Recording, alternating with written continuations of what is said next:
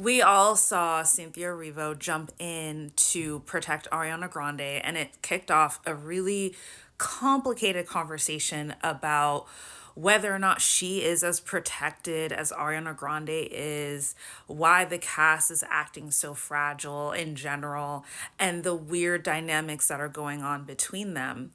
And I almost got frustrated because I was like, can we actually really have a conversation about these artists without talking about their race, without talking about the way that they present as women?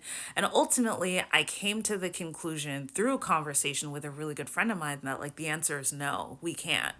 And here's why. So, in my work, I connect the gap between creative and branding through culture as the conduit for that conversation.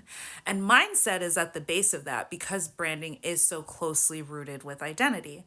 And we can't really have a conversation about Cynthia's experience as an artist without having the conversation about how the world responds to her as a Black woman, because her lived experience is going to hugely inform how she moves through these different spaces. Now, we know that she's very protective. We know she's very fierce. How much of that is who she inherently is as a soul entity? And how much of that is who she's learned that she's had to become in order to feel safe, in order to have approval, in order to be validated and accepted?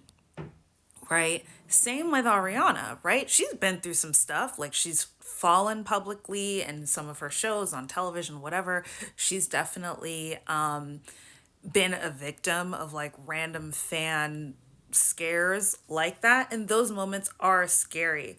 But why is it that she's perceived as weak or like she's not resilient? Right, when she so obviously is resilient, right? Even earlier on in her career, everyone talked about how young she looked, even though she was already young, but like she looked like a child for so long.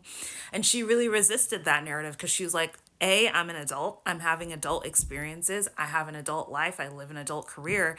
And like, I'm not here to play the part of a child to make you guys feel more comfortable about processing my image, right? So it's like, we really can't separate identity from the art. We can't separate identity from branding. And that's why the whole conversation comes together. So I don't necessarily know what the weird energy is, but I know that their lived experiences have a huge part to play. And I just don't think that the internet is ready to actually dive into that conversation.